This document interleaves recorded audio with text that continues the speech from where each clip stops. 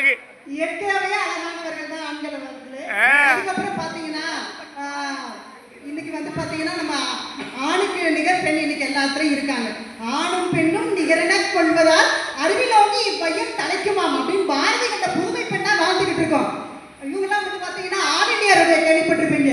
பழைய பாட்டுகள்லாம் இருக்கும். ஒரு செய்தி மட்டும் சொல்லி பாருங்க, நீங்க எங்கேயுமே வேற எங்கேயும் சொல்ல வேணாம். தெரு முழுக்க, ஊர் முழுக்க, உறவினர் முழுக்க சொல்லிடுவாங்க. ஆனா நம்ம அப்படி கிடையாது. எங்களுக்கு 1008 வேலை இருக்கு. அடுத்தவங்க விஷயத்துல நாங்க மூக்க நுழைக்கிறதே கிடையாது. எங்க வேலையை நாங்க பார்த்துட்டு இருக்கோம். உதாரணத்துக்கு சொல்லணும், சுனிதா வில்லியம்ஸ் எடுத்துக்கோங்க. இன்னைக்கு பாத்தீங்கன்னா ஒரு 8 நாள் பயணமா தான் அவங்க விண்வெளிக்கு போனாங்க. ஆனா 9 காலம் அங்க விண்வெளியோட தொழில்நுட்ப கோளாறு காரணமாக அங்கேயே இருந்தாங்களே. அந்த சவாலான விஷயத்தை கூட அவங்க வந்து சாதாரணமா எடுத்துக்கிட்டு டிராகன் விண்கலத்துல வந்து இறங்குறப்போ ஒரு சந்தோஷமா வந்து இறங்குனாங்கல்ல, அவங்க பார்க்கலையா? அப்ப இது வந்து மன உறுதிக்கு எடுத்துக்காட்டு இல்லையா? இவங்க மட்டும் கிடையாது. கல்பனா சாவ்லா எடுத்துக்கோங்க. இன்னைக்கு நம்ம நாடு வந்து அவருக்கு வீர தீர செயல் விருதுக்கு வந்து பெயரிட்டு வந்து முன்மாதிரியா சொல்லியிருக்காங்க. ஏன் சொல்றாங்க அப்படி? அவங்க வந்து சிறப்பா செயல்பட்டு இருக்காங்க. அவங்க போன விண்கலத்துல பாத்தீங்கன்னா 7 ஆண்கள் 7 பேரோட சேர்ந்து அவங்க போயிருக்காங்க. அந்த காலகட்டத்துல ஆண்கள்கிட்ட பேச விடுவீங்களா?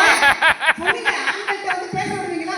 இன்னைக்கு ஆண்கள் கூட 7 பேரோட சேர்ந்து விண்வெளிக்கு சென்று சாதனை புரிந்து ஏதோ ஒரு போதாத காலம் அவங்க வந்து நம்மளை விட்டு போயிட்டாங்க.